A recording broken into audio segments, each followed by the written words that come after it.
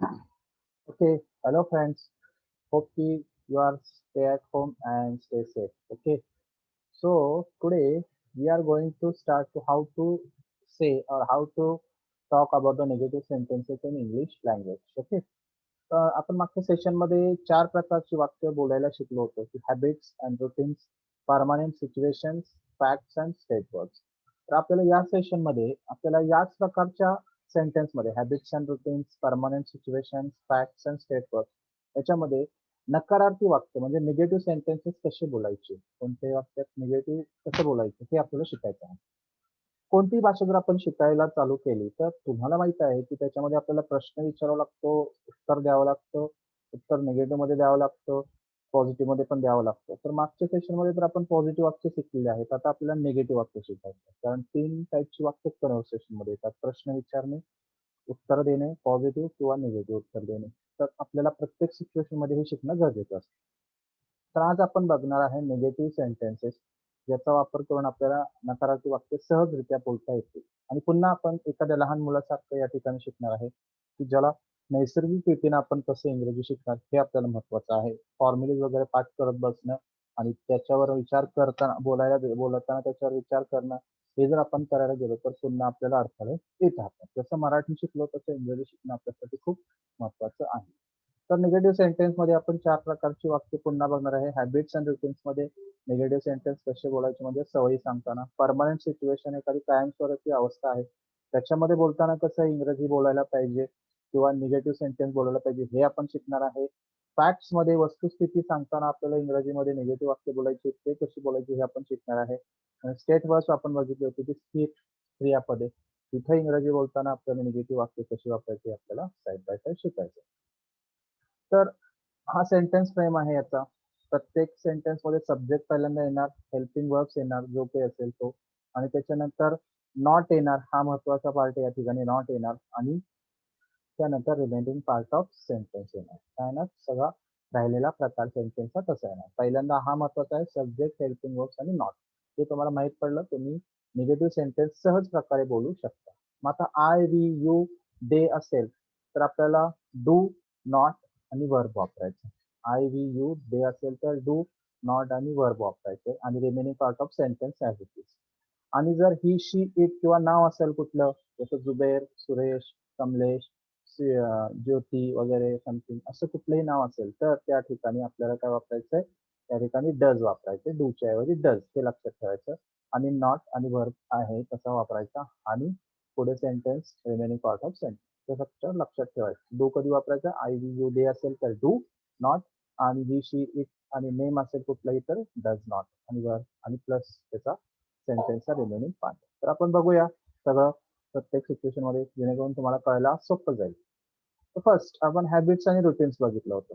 मग या ठिकाणी बघा, I do not take tea at every morning. मी प्रत्येक सकाळी चहा घेत नाही. ओके, मी प्रत्येक सकाळी चहा घेत नाही. मग या ठिकाणी आय आहे त्यामुळे डू आलेला आहे आणि नॉट. ओके, आणि remaining part of sentence I do not take. तर ही त्याच्यानंतर ही असेल तर he does not talk, he does not take milk daily. तो दररोज दूध पित नाही किंवा दररोज दूध घेत नाही.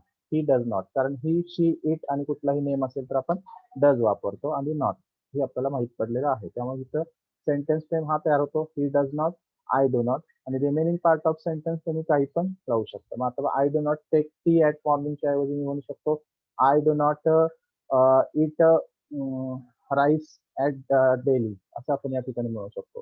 फक्त आय डू नॉट आणि फक्त तुमचा वर्ब कुठला आहे तो वापरा आणि सेंटेन्स बनवा. He does not take milk daily. त्या ठिकाणी असं म्हटलं की he does not go to running for every day असं जरी म्हटलं तरी चालतं आपल्याला. He does not go to run for every day असं आपण या ठिकाणी म्हणू शकतो.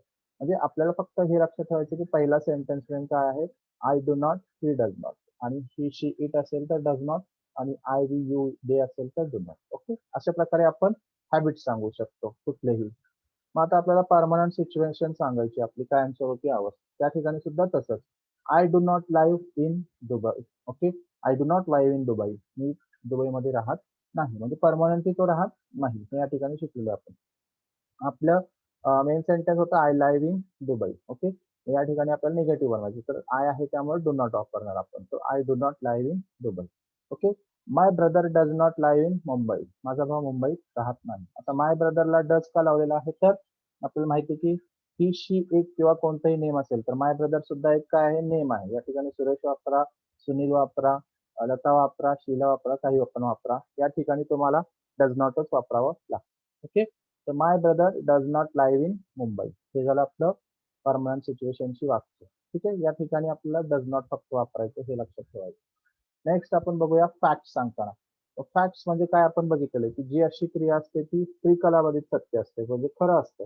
म्हणजे ते नियमच आहे, एक असा निसर्गाचा नियम असेल किंवा आपल्या दैनंदिन जीवनाचा नियम असेल, त्यावेळेस आपल्याला त्याला आपण काय म्हणू शकतो, फॅक्ट्स किंवा वस्तुस्थिती म्हणू शकतो. याच्यामध्ये काय पाहिजे आपल्याला, या ठिकाणी बघा की पुन्हा तोच आपला सेंटेन्स फॉर्म की आय वी यू दे असेल तर डू नॉट, आणि ही शी इट आणि नेम असेल तर डज नॉट. या ठिकाणी पहिलं सेंटेन्स आहे sun does not rise in the west, म्हणजे निगेटिव्ह सेंटेन्स बनवलेला आहे आपण की सूर्य पश्चिमेला उगवत नाही. ओके, या ठिकाणी बघा की आपण सनला डज नॉट का वापरलं, की सन हे कशामध्ये येतं, नेमच्या गटामध्ये येतं. म्हणजे ही शी इट आणि नेम असेल तर डज नॉट आपण सांगू शकतो. Sun does not rise in the waste.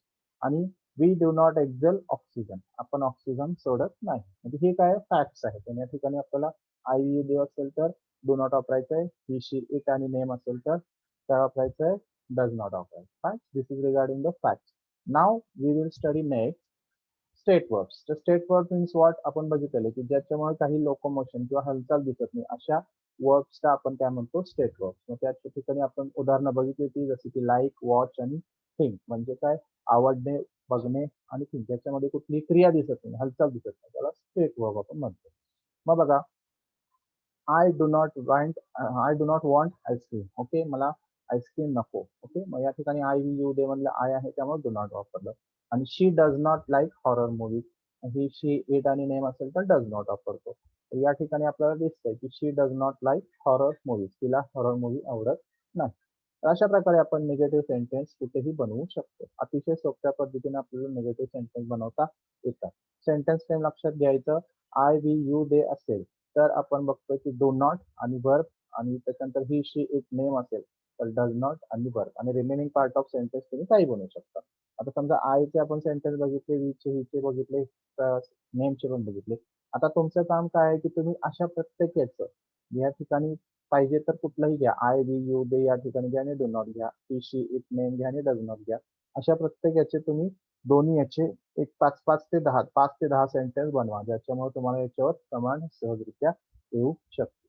Okay, so friends, we have learned here about the negative sentences.